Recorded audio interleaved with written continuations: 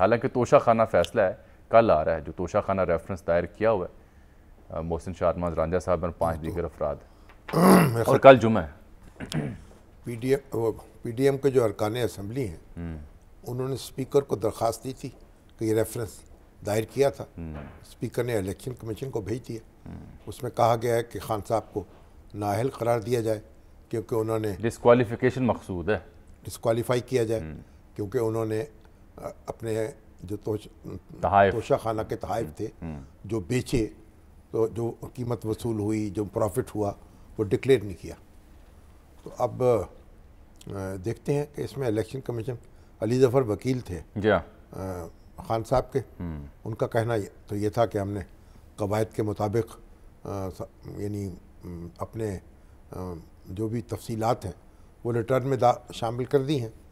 अब election commission क्या फ़ैसला करता है और क्या गलती हुई है खान साहब से और क्या चीज़ वक्त पे करनी चाहिए थी नहीं हुई है, ये तो फिर कल जब इलेक्शन कमीशन का फ़ैसला आएगा उसी वक्त पता चलेगा। मकसद जान लेते हैं मोहसिन साहब से, अभी तो इंतज़ार ही करना पड़ेगा। जी, राजा मोहसिन एजाज इस मामले को कवर करते सीनियर सहाफ़ी हैं इस्लामाबाद दुनिया न्यूज़ से।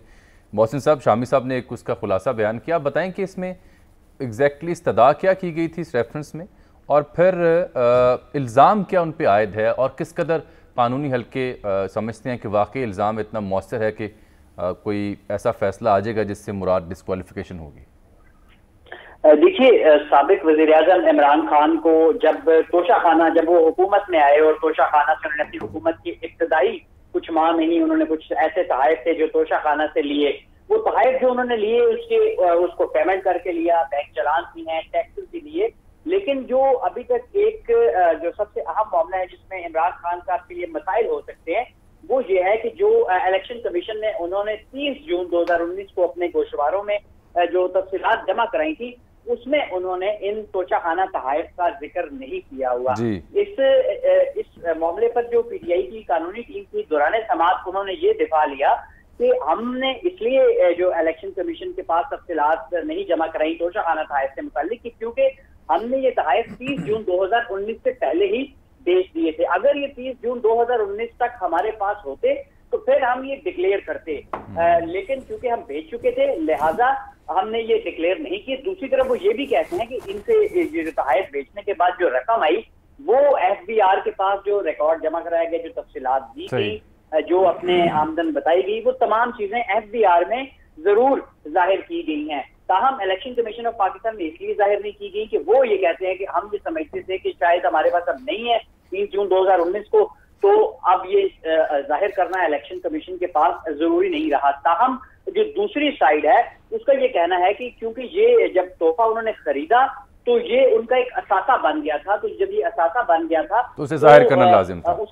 उसके बाद उसको जाहिर करना बड़ा जरूरी था। ये एक बड़ा अहम इस पूरे मामले में जो मैंने पूरी अपनी कवरेज के दौरान इस रेफरेंस की देखा, ये सबसे अहम नुकता है क्योंकि कुल 58 तहाइफ ऐसे थे जो साबिक वजीर आजम और उनकी अहलिया ने अपने 3.5 साल दौर में तोशा खाना से लिए थे। उन 58 में से 44 तहाइफ ऐसे थे जिनकी मालियत 30,000 रुपए से कम थी और वो उन्होंने बगैर किसी पेमेंट के लिए, क्योंकि 30,000 से कम का तोहफा आप बगैर पेमेंट किए रख सकते हैं। और बाकी जो तहाइफ थे 14 तहाइफ ऐसे थे जिनके अगेंस्ट पेमेंट की गई और वो उसके बैंक चलान भी उन्होंने अपने जो जवाब था इलेक्शन कमीशन में जो उन्होंने जमा कराया इमरान खान साहब ने वो भी मौजूद था उसमें कि हमने जी बैंक चलान, ये बैंक चलान है जो हमने पेमेंट की तोशा खाना को, ये टैक्स है जो हमने इन तोहफों के बदले में। बहुत शुक्रिया मोहसिन एजाज, बहुत शुक्रिया आपका। कहते हैं जी वो उन्होंने जाहिर इसलिए नहीं किया इलेक्शन कमीशन के यहाँ कि वो पहले से बेच दिए थे, एफबीआर में अलबत्ता रिकॉर्ड उसका मौजूद था, लेकिन जो मोहसिन रांझा साहब और दीगर प्ली लेते हैं वो कहते हैं नहीं ये तो असासे थे, इनको जाहिर करना ज़रूरी है। अब ये तो कानूनी बहस है ना, जब फैसला आएगा तो फिर इसका जायजा लेंगे। बिल्कुल ठीक, हम तो ना इस्तगासे के वकील हैं। चलें फिर बात आगे बढ़ा लेते हैं सर। बात ये है कि ये जो तहाइफ है ना, मैं तो समझता हूँ ये इसका टेंटा ही मुका दिया जाए। कैसे? कि आप इसे म्यूजियम जो है कौमी म्यूजियम उसमें रखवा दें। यानी तहाइफ ले कोई नहीं सकता क्योंकि ये आपको वतन अजीज़ की वजह से मिला तो वहाँ रख दें, वहीं रखवा दें। और अगर कोई ऐसी चीज़ें हैं जो नहीं रखी जा सकती तो अगर उनको बेचना चाहिए तो फिर बेच के कौमी खजाने में रकम जमा करा। फिर उसकी वो नहीं बोली नहीं लगनी चाहिए। नहीं मतलब ये कि नीलाम कर दें। असल में मुश्किल होती है जब गैर मुल्की सरबराह जो हैं वो तहफ़ देते हैं, तो उसकी नीलामी आप उनकी नीलामी करें, तो ये भी कुछ थोड़ा सा इसमें कुछ शर्मिंदगी का पहलू निकलता है। म्यूजियम में रख दें, दुनिया में ऐसा होता नहीं है। म्यूजियम में रख दें, तो म्यूजियम में रख दिया जाए तो इसमें क्या हर्ज है कि जो भी किसी ने दिया है, और अगर कोई चीज़ ऐसी है तो फिर उसकी कीमत जिसने वसूल करनी है वो कीमत को वसूल करके ले ले, ये किस्सा ही ख़त्म हो जाए।